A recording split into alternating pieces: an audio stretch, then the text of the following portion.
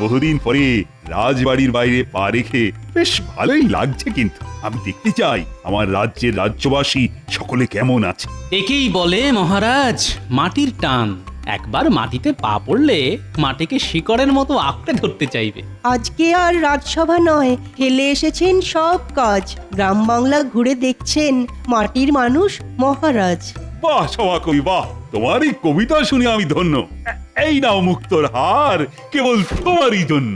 চলুন মহারাজ, সামনে হীরালালের বাড়ি, ওদের বাড়িতে গিয়ে দেখা যাক সবাই কেমন আছে। তাই চল, তাই চল।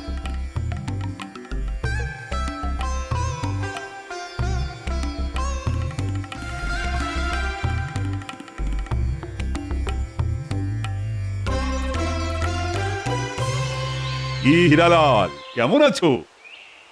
এই ঈশ্বরের আর আপনার দয়ায় খেয়ে পড়ে বেঁচে আছি মহারাজ। তা তোমার হাম্মাগুলো মানে গরুগুলো কেমন আছে? ওরা বেশ ভালোই আছে মহারাজ।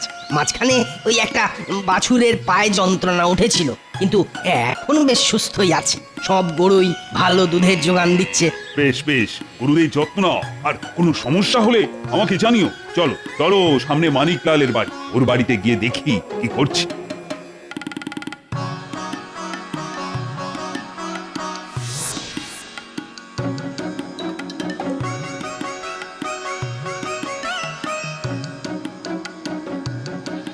কি খবর মানিকলাল? ও মহারাজ, আপনি কি সৌভাগ্য, আপনি আমার বাড়িতে এসেছেন, তাও আবার সপার্শ্বদ। কই গো মিনুর মা, কোথায় গেলে গো? আরে অত ডাকাডাকির কিছু নেই, আমি একটু ওই রাজ্য পরিদর্শনে বেরিয়েছি, দেখি কে কেমন আছে। আমরা সবাই ভালো আছি মহারাজ। এই সংসার আর ছাগলদের নিয়ে ভালোই কেটে যাচ্ছে। মহারাজ, আপনি বাইরে দাঁড়িয়ে আছেন কেন? ভিতরে আসুন। না না না না, আজ নয়, আজ নয়, আজ অনেকের বাড়িতে যেতে হবে, পরে কোনো একদিন হবে। গেলে মহারাজ ভালোই হতো, হয়তো হালকা করে পেট পুজোটাও হয়ে যেত। হ্যাংলামুটা বন্ধ কর গোপাল। চলি হে মানিকলাল, পরে একদিন আসবো। আচ্ছা, মন্ত্রীকে তো দেখছি না। মহারাজ, ওই মন্ত্রীমশাই তো ধীরে ধীরে হেঁটে আসছেন কচ্ছপের মতো, ওই পিছনে। যাই হোক, আমাদের রাজ্যে সবাই বেশ কিন্তু সুখে শান্তিতেই আছে। হ্যাঁ, ঠিকই বলেছেন রাজপণ্ডিত মশাই। আচ্ছা ঠিক আছে, ঠিক আছে। তাহলে ওই কথাই রইল, আজকে মাঝরাতে দেখা হবে আপনার সাথে। হ্যাঁ ঠিক আছে, ঠিক আছে, এখন তোরা আয়।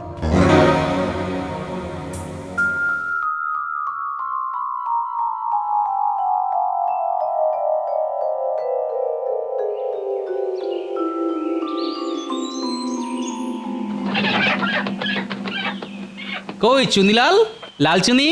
একি মহারাজ, আপনি কি সৌভাগ্য! আসুন আসুন আসুন, ভেতরে এসে বসুন। না না, আমি তো আজকে বসতে আসিনি চুনি। তা তোমার কাজকর্ম, সংসার এসব কেমন চলছে? কোনো সমস্যা নেই তো? না, তেমন কোনো সমস্যা কিছুই নেই, সবই ঈশ্বরের দয়ায় কুশল মঙ্গলই আছে। বাহ বাহ, বেশ বেশ। আর কোনো সমস্যায় পড়লে আমাকে জানিও কিন্তু। মহারাজ কৃষ্ণচন্দ্র কোনো সাধারণ মহারাজ নন, তিনি হলেন প্রজাদরদি রাজা। যেমন মুরগির পালক, টিয়া পাখির পালক, তেমনি মহারাজ হলেন প্রজা পালক। দেখলেন মহারাজ, দেখলেন গোপাল কিরকম আপনার সাথে মশকরা করে চলে গেল। হ্যাঁ, তাই তো দেখলাম। চলো, আজ অনেক বেলা হয়ে গেছে, তোমরা সবাই এখন বাড়ি যাও। কালকে রাজসভায় তোমাদের সাথে আবার দেখা হবে।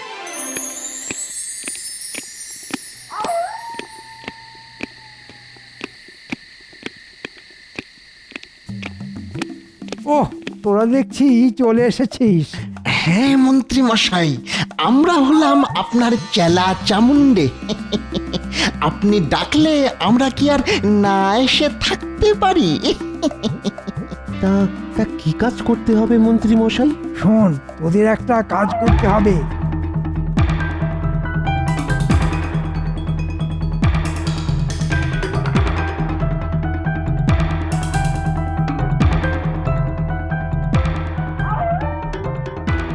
এটা দিয়েই হবে আসল কাজ। আমি সব ব্যবস্থা করে রেখেছি, তোদের শুধু বাকি কাজটা করতে হবে। আমাদের এই কাজের গুপ্ত শব্দ হলো হিরে, চুনি, মানি। এগুলো তো মূল্যবান রত্ন। আমরা এগুলো চুরি করব? আগে ভালো করে শোন, তারপরে কথা বল। প্রথমে তোদের যেতে হবে। কোনো চিন্তা করবেন না, আমরা আমরা এমন ভাবে কাজটা সারবো, কাকপক্ষী তো দূরের কথা, রাতের বেলাতে ওই যে পেঁচাতেও টের পাবে না।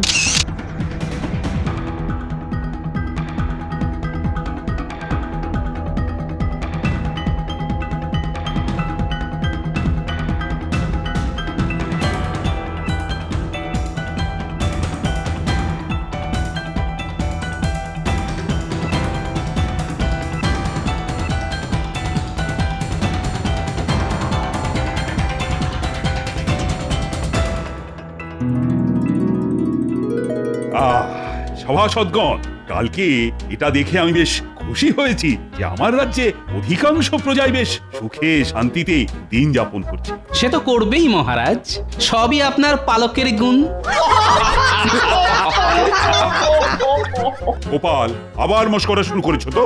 আমার কিন্তু মাথা গরম হয়ে যাচ্ছে। গোপালের টেকো মাথায় সব সময় দুষ্টু বুদ্ধি। দিন না মহারাজ গোপালের টাকটা ফাটিয়ে। মহারাজ, মহারাজ আমার সর্বনাশ হয়ে গেছে, মহারাজ সর্বনাশ হয়ে গেছে। হুম, এবার মহারাজ বুঝলে খেলা। কি হয়েছে হিরালাল? মহারাজ, রাতারাতি আমার 40টা গরু উধাও হয়ে গেছে মহারাজ। একটা নয়, দুটো নয়, একেবারে 40টা। বাহ, তার মানে চোর বেশ সাহসী চোর। 40টা গরু রাতারাতি নিয়ে পালানো তো আর মুখের কথা নয়। আচ্ছা হীরালাল, এতগুলো গরু তোমার গোয়াল থেকে চলে গেল, তুমি কোনো আওয়াজ পাওনি? না, তা তো পাইনি। অদ্ভুত ব্যাপার, কেমন একটা রহস্যের গন্ধ পাচ্ছি। সে যাই রহস্য হোক না কেন, সেটাকে উদ্ঘাটন তো করতেই হবে। আমি ভেবে দেখছি কি করা যায়। তুমি এখন বাড়ি যাও হিরালাল, বাড়ি যাও। এই কালকে আমার রাজ্যে কোনো সমস্যাই ছিল না, আর আজকে হঠাৎ করে সমস্যা চলে এলো। গ্রহ নক্ষত্র তো আর থেমে থাকার পাত্র নয়, ওরা বন বন করে ঘুরছে, তার সাথে মানুষের ভাগ্যের চাকাও ঘুরছে। আমার চাকা এবার গড় গড় করে এগোবে, সেটা বেশ বুঝতে পারছি। ঠিক আছে, ঠিক আছে, আজ রাজসভা এখানেই মুলতবি করা হলো। আর সেনাপতি, তুমি তো খোঁজ খবর না, ওই হিরালালের 40টা গরু গেল কোথায়? যথাজ্ঞা মহারাজ। ভেবে ভেবে আমি মাথা চুল ছিঁড়ে ফেলছি, কিন্তু কোনো কুল কিনারাই খুঁজে পেলাম না। সেনাপতি, ও সেনাপতি, কালকে যে হিরালালের 40টা গরু হাওয়া হয়ে গেল, তার কোনো হদিশ পেলে? না মহারাজ, আমি এখনো চেষ্টা চালিয়ে যাচ্ছি, কিন্তু কোনো খোঁজই পাইনি। তো সব হাম্মকের দল। ওদিকে যে রাজ্যবাসীরা বিপদে পড়ে না খেতে পেয়ে মরছে, সে খেয়াল আছে তোমার? হায় হায় হায়, আমার সর্বনাশ হয়ে গেল। মানিকলাল, তোমার আবার কি হলো? আমার ছাগলগুলোকে কে রাতারাতি নিয়ে চলে গেছে। হ্যাঁ, কে নিয়ে চলে গেছে? আমি জানি না মহারাজ, কে আমার এত বড় সর্বনাশ করলো। আপনি কিছু একটা করুন। একের পর এক সর্বনেশে কাণ্ড ঘটেই চলেছে। মহারাজ, মহারাজ, আপনি কিছু একটা করুন। কেউ কিচ্ছু করতে পারবে না। আমার চাল সবাই বেসামাল। মহারাজ, আজ সকালে এমনিতেই ঘুম থেকে উঠতে দেরি হয়ে গেছে, তারপর উঠে দেখি এই কাণ্ড। কি করব, কি করব, কিছু বুঝতে পারছি না। কি এ তো সর্বনাশের মাথায় বাড়ি। আরে তোমরা দাঁড়িয়ে দাঁড়িয়ে দেখছো কি? কিছু বলো। ও মন্ত্রী, আরে ও গোপাল, আমি এ ব্যাপারে কি করব? আমি তো ভেবেই কুল কিনারা পাচ্ছি না যে কি করব। তোমরা সবাই এক্ষুনি সারা রাজ্যে খোঁজ খবর নেওয়া শুরু করে দাও। কে বা কারা প্রজাদের এই চরম সর্বনাশ করে চলেছে। আচ্ছা মহারাজ।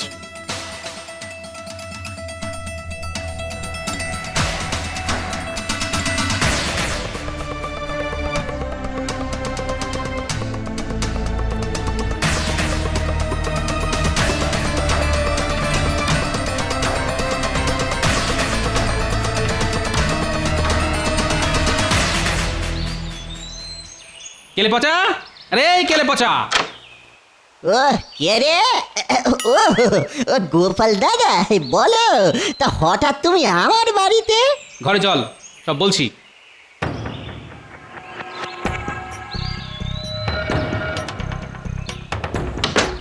এ কি গোপাল দাদা, দরজা বন্ধ করতেছো কেন? তোর সাথে কিছু কথা আছে, যেটা 5 কান হলে মুশকিল।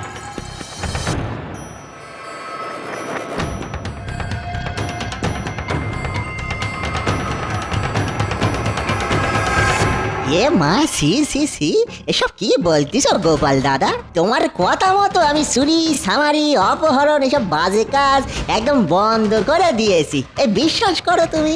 আচ্ছা তাই বুঝি? তাই এগুলো কে করছে শুনি? বিশ্বাস করো গোপাল দাদা, আমি কিচ্ছুটি জানি না গো। শুধু ভালো কাজের জন্য তুমি চুরি করতে বলো, তখনই আমি করি, নইলে আমি ওই রাস্তায় আর কোনোদিনও হাঁটবো নি গো দাদা, সত্যি বলতেছি তোমারে। ঠিক আছে, তুই যখন করিসনি তখন কেউ তো একটা করছেই, আর যেই করুক না কেন সেটা তোকেই খুঁজে বের করতে হবে।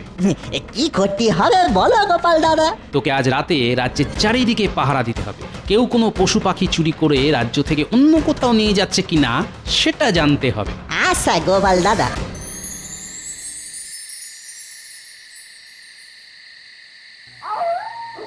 দূর দূর, যেদিকে তাকাই কিছুই নেই, সেই কখন থেকে চারিদিকে হন্যে হয়ে ঘুরে বেড়াচ্ছি। কারো বুঝি খেয়ে দিয়ে কাজ নেই, রাত দুপুরে চুরি করতে বেরোবে। এককালে আমাকেও এই কাজ কত করতে হয়েছে, সেসব স্মৃতি। এত রাতে দূরে ওরা কারা হেঁটে চলেছে? একটু কাছে গিয়ে ঝোপের আড়াল থেকে দেখি তো। ব্যাস, আমাদের হীরা চুনি মানিকের কাজ শেষ। কাল থেকে আবার নতুন রত্নের সন্ধানে যেতে হবে। সবই মন্ত্রী মশাইয়ের দেওয়া অবশ ওষুধের কারসাজি। হ্যাঁ ঠিক বলেছিস, কিন্তু ওষুধ তো সব শেষ, কালকে থেকে আবার চাইতে হবে। কি সর্বনেশে কাণ্ড! স্বয়ং মন্ত্রী মশাই এই কাজে জড়িত। না, খুব শিগগিরই ব্যাপারটা গোপাল দাদারে গিয়ে জানাতে হবে।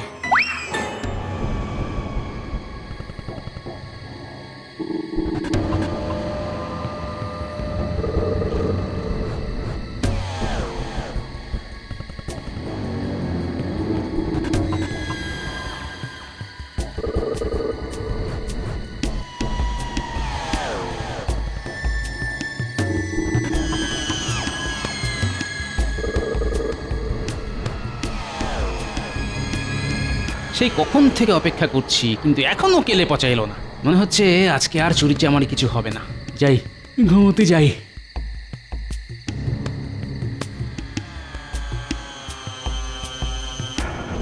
দেখি কেলে পচা না? হ্যাঁ তাই তো।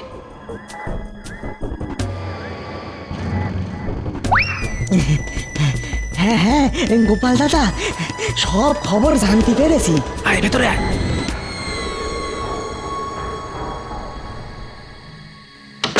বল গোপাল দাদা, এইসব চুরি করেছে ওই বটা আর ঘটা, আর কাজটা করাচ্ছেন ওই কৃষ্ণনগরের মন্ত্রী মশাই স্বয়ং।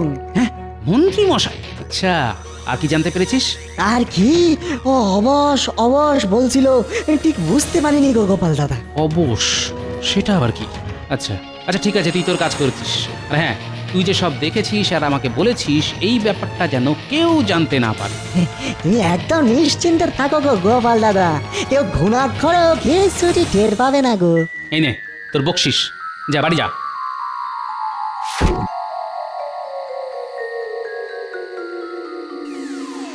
মন্ত্রী মশাই, আমি জানি আপনি অনেক পাকা মাথার খেলোয়াড়, কিন্তু এবার শুরু হবে আমার খেলা। আমি গোপাল হলাম দাবার চালে ঘোড়ার 2.5 প্যাঁচ, যে চাল মন্ত্রীর চালও সম্ভব নয়। একের পর এক চুরি হয়ে চলেছে, কিন্তু কারো কোনো হুঁশ জ্ঞান নেই। তোমরা সবাই এক একটা অকর্মার ঢেঁকি। সর্বনাশ হয়ে গেছে মহারাজ, সর্বনাশ হয়ে গেছে।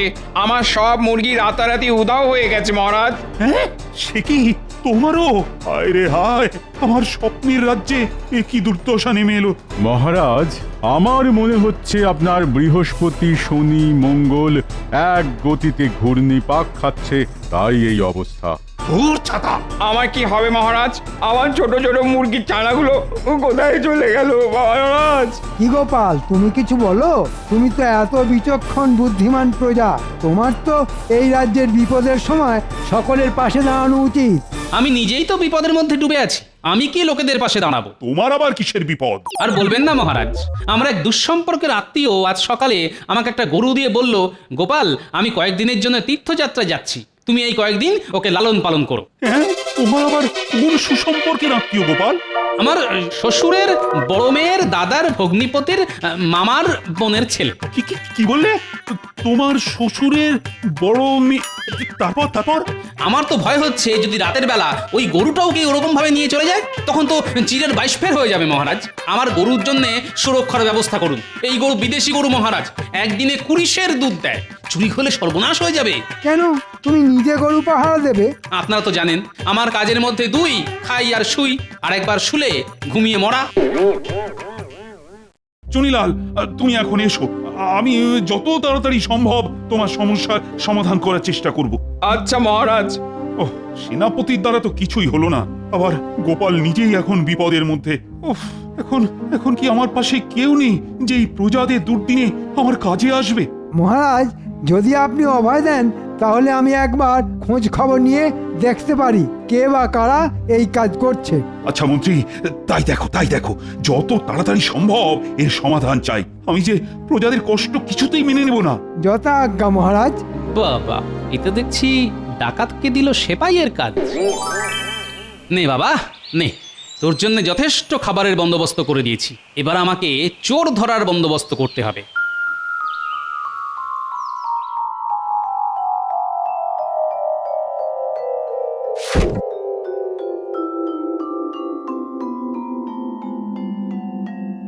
মোটামুটি এই দূরত্বে গোল করে গর্ত খুঁড়লে এখানে গরু আসতে পারবে না।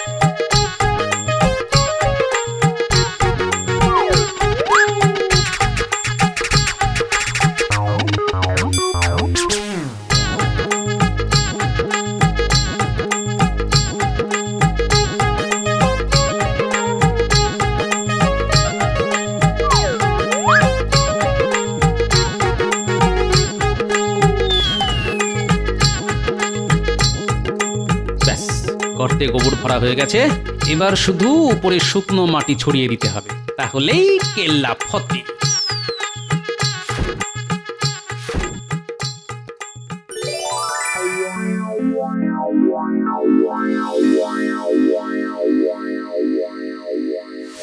প্রহরী, চটপট মহারাজকে ডেকে আনো, খুব জরুরি দরকার। বলো গোপাল ডাকছে। আচ্ছা, এক্ষুনি ডাকছি।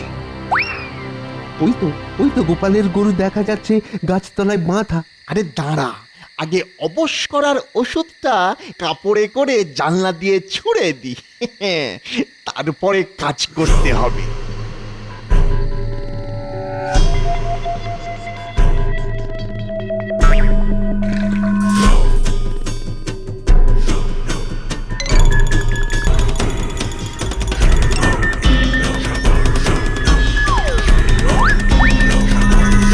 চল এবার চট করে গরুটাকে নিয়ে যাই। হ্যাঁ চল।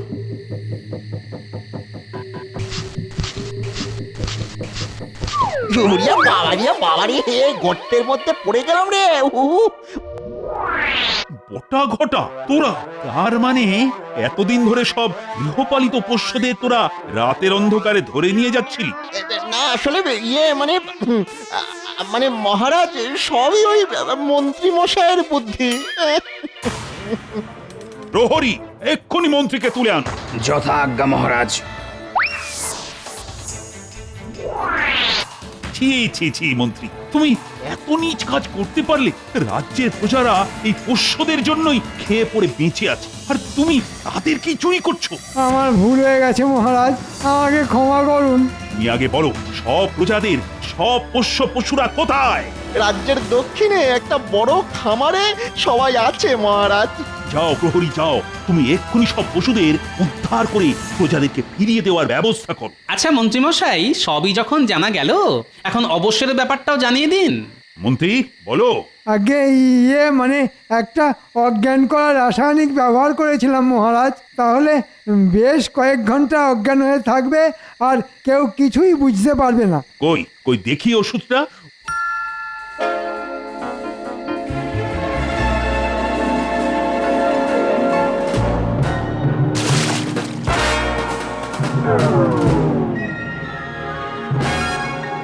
ও গোপাল দাদা, আমাদের গর্ত থেকে তোলো দাদা, আর কতক্ষণ গোবরের কবরে থাকবো? ও গোপাল দাদা, ওই তো মন্ত্রীর জ্ঞান ফিরলেই তোদের তুলে দেবে। আচ্ছা গোপাল, তোমার এই দুঃসম্পর্কের আত্মীয়টা কে? আমি কিন্তু অনেক ভাবলাম, কিন্তু এখনো বুঝতে পারলাম। এটা তো আমারই গরু, মন্ত্রী আর বটা ঘটাকে ধরার জন্য কিনেছিলাম। কিন্তু তুমি যে বললে তোমার শ্বশুরের বড় মেয়ের দাদার ভগ্নিপতির মামার বোনের ছেলে। হ্যাঁ ঠিকই তো বলেছি, আমার শ্বশুরের বড় মেয়ে আমার গিন্নি, আমার গিন্নির দাদা আমার শ্যালক, আমার শ্যালকের ভগ্নিপতি আমি, আর আমার মামার বোন আমার মা, আমার মায়ের ছেলে আমি। তার মানে কি দাঁড়ালো মহারাজ, আমারই গরু, তাই না? হ্যাঁ নয় হ্যাঁ। গোপাল, তুমি পারো বটে।